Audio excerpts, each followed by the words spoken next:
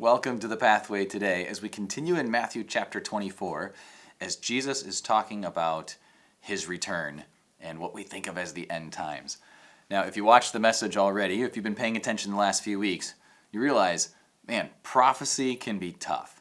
There's a lot of details, a lot of specifics, and yet you feel like you're missing some of the specifics that you want. Fill in this gap, Lord. A little more right there, Lord. Can I ask a follow-up question, Lord?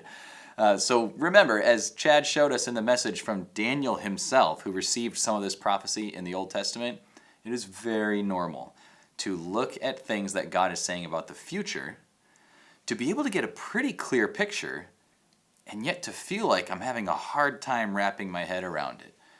That's normal because it's the future, right? It's one thing to look at the past and say, oh, I see how that went. It's one thing to live in the moment and say, okay, this is making sense. It's another thing to try to picture what's kind of out there and what's coming.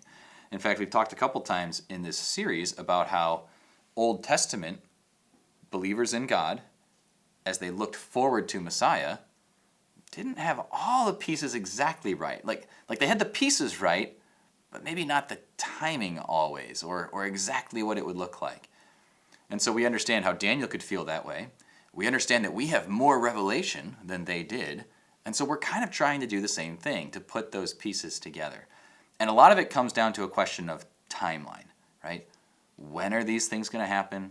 What are going to be the signs? Same questions the disciples were asking.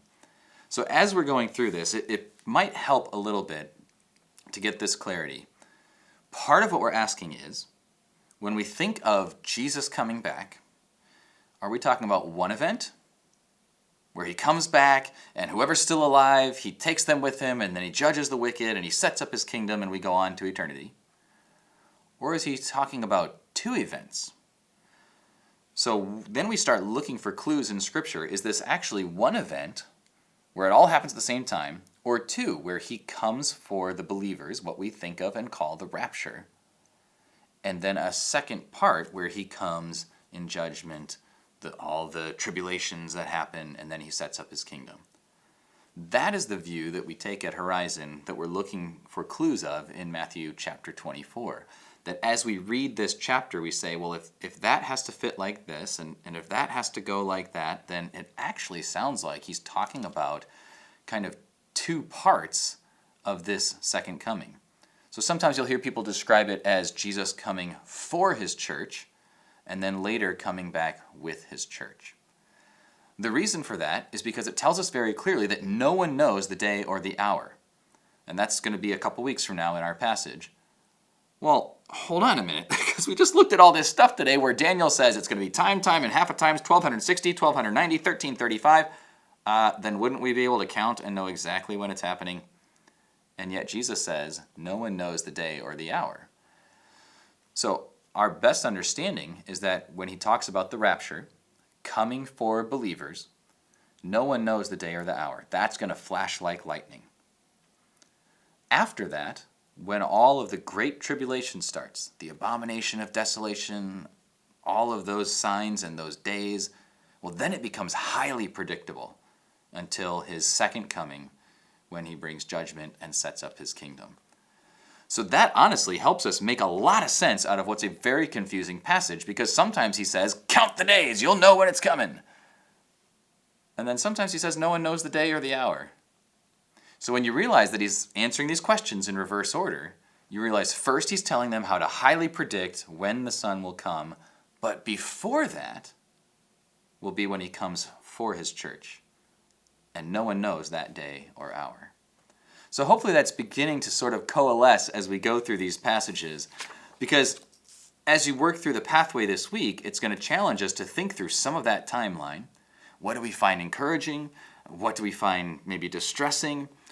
To compare a couple of passages with other places in the New Testament. And they may have buzzwords that sound similar, but are they really the same thing, or are we talking about two different events? And as Chad mentioned today, if you like this kind of stuff, which I do, and Chad and I spent hours digging through it together and saying, all right, are we on the same page, and how do we align these things? Okay, you take that part and I'll take this part. And I was talking to somebody, one of our greeters earlier today, that had the same feeling as me, every time I think I've got it down, just give me a couple years and I'll feel like I have to start all over again. So if you're feeling that way, just relax. But one of the things that helps me, Chad mentioned it in the message, and it's here on the bottom of the pathway as well. There's a link. You can find these in the Blue Letter Bible, but also on this website, clarencelarkincharts.com. And what's really helpful about those, at first glance, they are overwhelming. There's an insane amount of detail. There's dotted lines and circled lines and arrows, and at first it'll look like this is way too much information. But it actually comes with really good written explanations of what verses Dr. Larkin was drawing those from that he was then trying to chart onto a paper to help us see the big picture. So if you like digging deeper, those charts are a lot of fun. There's always the reminder to approach it humbly when we talk about prophecy and apocalypse and all of those things.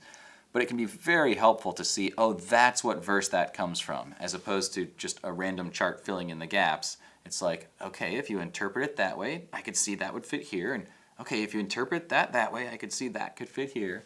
And so you might really enjoy, if you're one of those that likes to dig deeper, pouring through some of those charts and getting a sense of the big picture of how intricately God is weaving these things.